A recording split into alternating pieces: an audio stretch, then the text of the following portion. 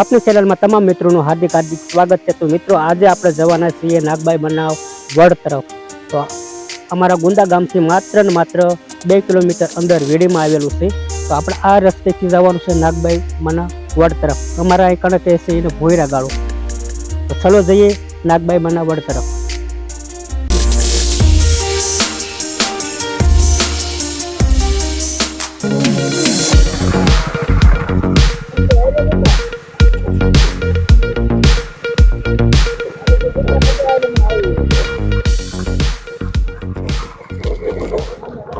ગયા વર્ષે મિત્રો 6-7 પ્રકૃતિ સરોવરનું નિર્માણ કરવામાં આવ્યું હતું। તેના નિર્માતા મિત્રો પાંચાળ ભૂમિના કાઠી ક્ષત્રિય લોકો, કોળી ભાઈઓ તેમજ ગોપાલકો દ્વારા કરવામાં આવેલ છે।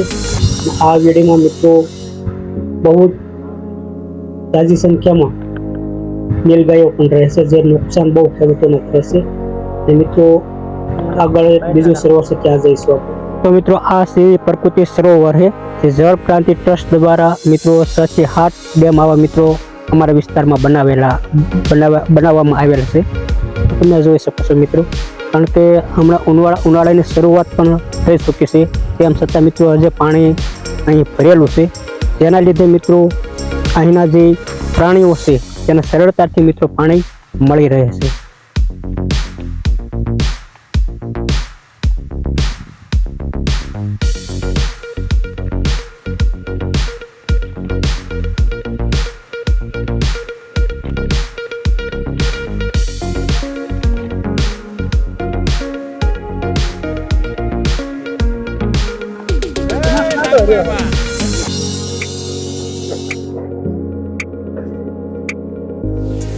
તો ફાઇનલી મિત્રો આપણે જે નાગબાઈ માનો વડ છે એની શરૂઆત મિત્રો આ વડેથી થાય છે।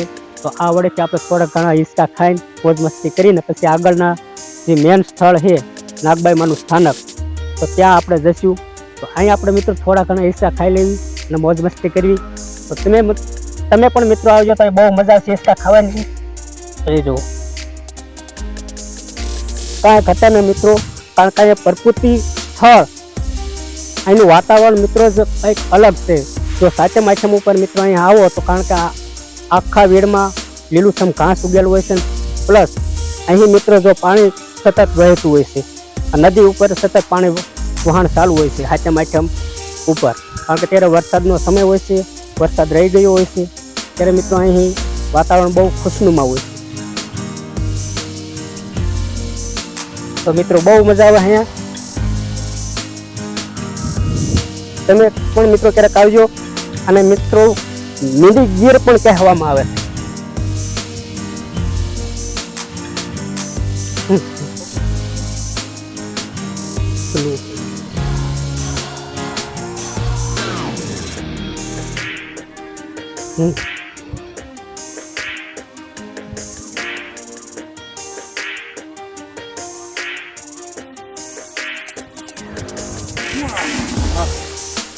અહીંથી મિત્રો આપણે થોડા ઘણા ચાલીને જઈએ।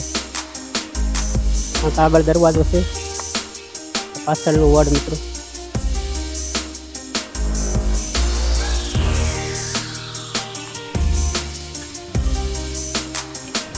તો મિત્રો અહીંયા મોર પણ કંઈ પક્ષીઓને દરરોજ શણ નાખવામાં આવે છે।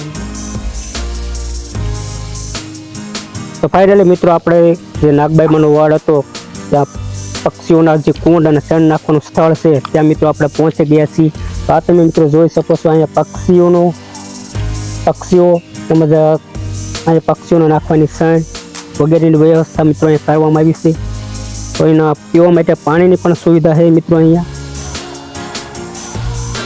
તમે જોઈ શકો કબૂતર, મોર, ચકલીઓ, ઘણી જાતના મિત્રો અહીં પક્ષીઓ વસવાટ કરે છે। તો હવે આપણે જઈશું નાગબાઈ બાનું જે સ્થાનક છે ત્યાં।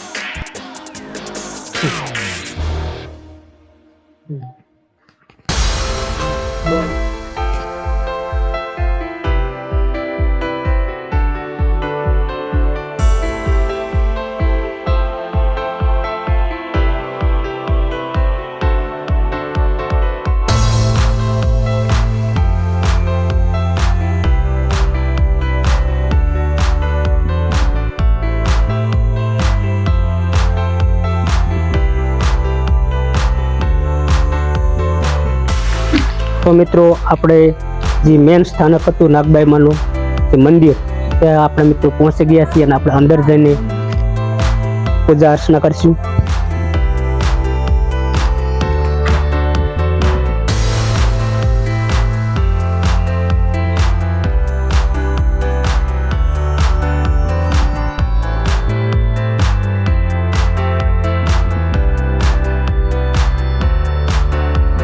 તો મિત્રો આ છે આપણા નાગબાઈ બની સ્થાનક, તમે જોઈ શકો છો. કારણ કે બહુ પ્રાચીન સમયથી મિત્રો અહીંનું સ્થાનક છે અને અહીંની જે વડવાઈ છે એ મિત્રો તમને હું બહાર જઈને બતાવીશ. કારણ કે તેની વડવાઈઓ પણ ઘણા વિસ્તારમાં ફેલાયેલી છે. તો આપણે બહાર જઈએ અને તમને એવું જે આપણા નાગબાઈમાંનો વડ છે તેની વડવાઈઓ કેટલી લંબાયેલી છે તે પણ મિત્રો તમને હું આગળ બતાવીશ. પાણીની પણ સુવિધા છે, જે દર્શન કરવા આવે તેના માટે મિત્રો પીવાનું ચોખ્ખું પાણી પણ અહીંયા ઉપલબ્ધ છે.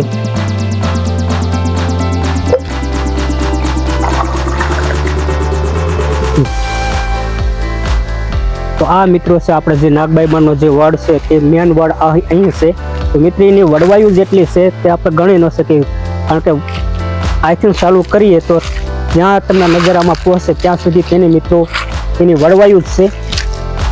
કારણ કે આ વડ જો મિત્રો 1 વીઘાની ઉપર મિત્રો ફેલાયેલો છે અહીંયા. અને આ વડ બહુ પ્રાચીન છે, કેટલા વર્ષ જૂનો હોય આપણને પણ ખબર નથી, પણ બહુ પ્રાચીન છે. કારણ કે એની વડવાયું જોતા જેટલું આપણને ખબર પડે આ વડ બહુ જૂનો છે. કારણ કે એની વડવાયું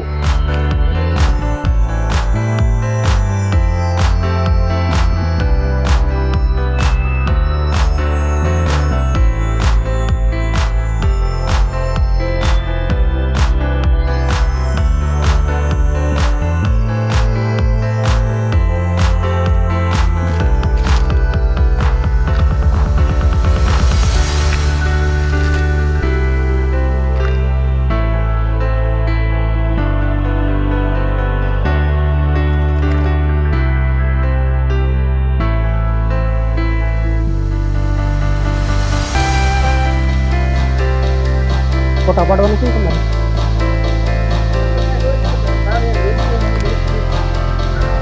અહીં મિત્રો ઘણા પ્રકારના ફૂલ ફળ મિત્રો અહીં વાવેલ છે. તમે જોઈ શકો છો ગુલાબનું ફૂલ તેમજ અન્ય વનસ્પતિ પણ અહીં ઉગાડવામાં આવેલી છે. અહીં આંબાના ઝાડ તેમજ મિત્રો જો પોર પણ આવી ગયો છે, જોઈ શકો છો. તો આ મિત્રો છે નદી, જે ચોમાસાના સમયમાં મિત્રો અહીંયા આનું વહેણ ચાલતું હોય છે. આ ડુંગર છે. તો આપણે મિત્રો નીચે જઈશું અને ત્યાં છે હનુમાન દાદાનું મંદિર.